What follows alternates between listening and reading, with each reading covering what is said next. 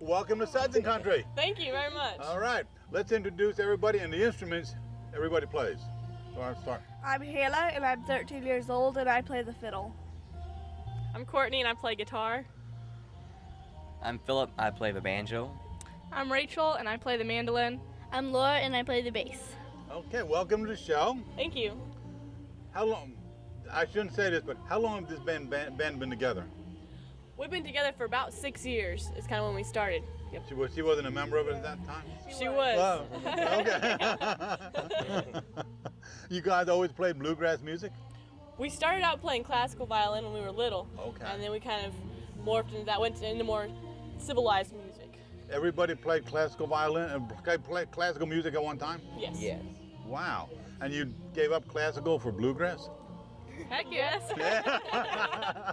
It's way more fun. Heck yeah. I've picked up on heck yes.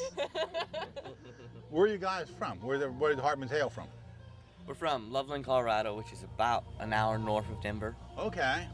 How far and wide do you guys travel to play bluegrass? We've been out to Tennessee, but this is the furthest east we've been. Okay. And we've been to California, so I don't know.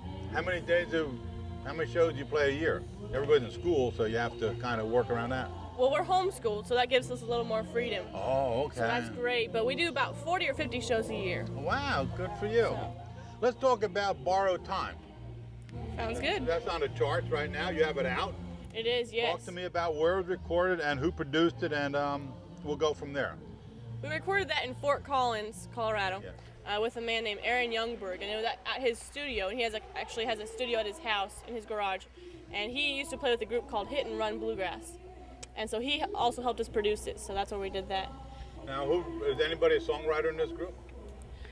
We all songwrite a little bit, but Courtney and I mostly do our songwriting. So how many original songs on that Borrowed Time? I believe there's 5. Yep. Yeah, 5 or 6. Wow. Now, with the other cover songs, I presume are cover songs, where did you get them from? From what other genres of music, or just other bluegrass acts? One of them is Simple Gifts. It's an old Quaker Melody, and that's one that we took up and kind of made our own. I think we did 2 Ralph Stanley songs, I believe.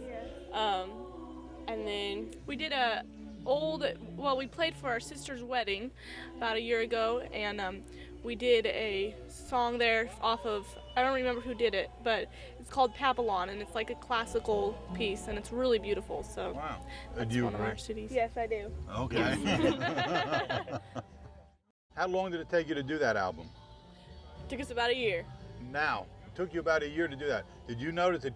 What was the biggest change you've seen in a year, from the beginning of the time to the end of the year? I think the biggest change was Philip's voice. His voice went down over an octave. But we definitely, the first song we were a little bit like, do we want to put this one on there? But we did, so. And how many people sing? Everybody has a vocal part on all your songs? The only one that didn't sing on that is Laura. Why? What? Why? I don't know. You're singing on the next one, right? Yep. There you go. What's your stage show like? I didn't see you perform yet, so we're going to see it after. What's your stage show like? Is any antics going on, or any just straightforward? Who's the leader of the show? Courtney mostly. Courtney? Okay, so you're the MC of the show? Yeah, by default. Okay. Okay. How often do you guys practice? As a group, we practice we tried to practice like 2 or 3 times a week at least.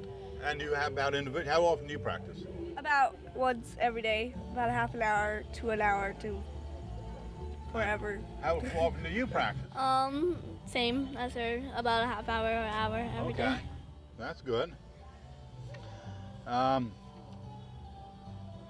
Is there a difference between watching you guys perform on stage and listening to your CD? I think there definitely is a difference, just because we're all younger, and I think as siblings we have different dynamics between each other sometimes that come out only in a live setting. Did the album come out the way you expected it to come out? As a group, what was your critique on it after you heard it? Was it exactly what you wanted?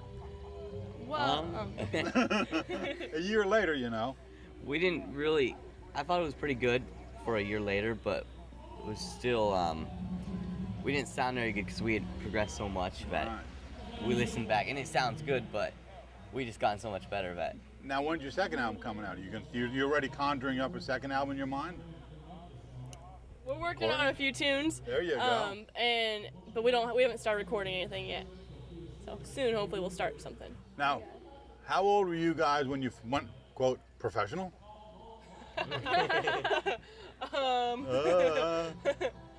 You must have played around the house for a while, you know. We did, Yeah. yeah. So I don't know. It's Probably probably about 2 years ago. Yeah. Oh, okay. I would say about 2 years. Yeah. What was your first paid job as a group, as the Hartmans?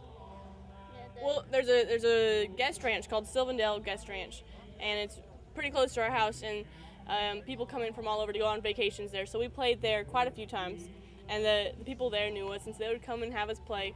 And we did that even this year once. So that was kind of the first gig that we had. The most memorable moment on stage so far? The most memorable moment.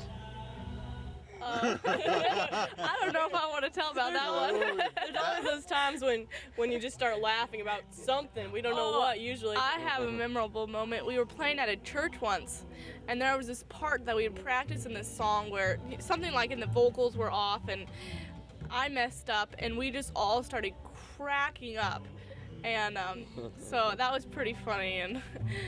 But talk to me about Searching for the Heart of the Heartland. That was a video. We were in Nashville in October, and we met a couple people from Holland, and we were at the station Inn, and they just asked if they could film us playing a little bit because they had seen us play at a jam, I believe.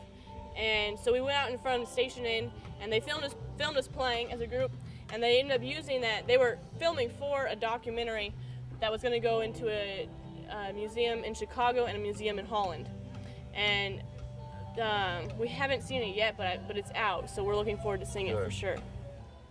Website, we're going to wrap it up. Website. www.hartmanfamilyband.com. There you go. What are the goals? What are the goals of the Hartman Family Band? Right now, I think we would definitely, I know all of us would love to kind of travel the world and do some stuff for orphans and stuff like that. Definitely continue doing bluegrass, but kind of push the edges a little bit more. Mm-hmm. And in your songwriting, pushing edges in songwriting and playing. Yes, absolutely. Yes, All right, turn the page in bluegrass. exactly. There That's what you we want go. to do.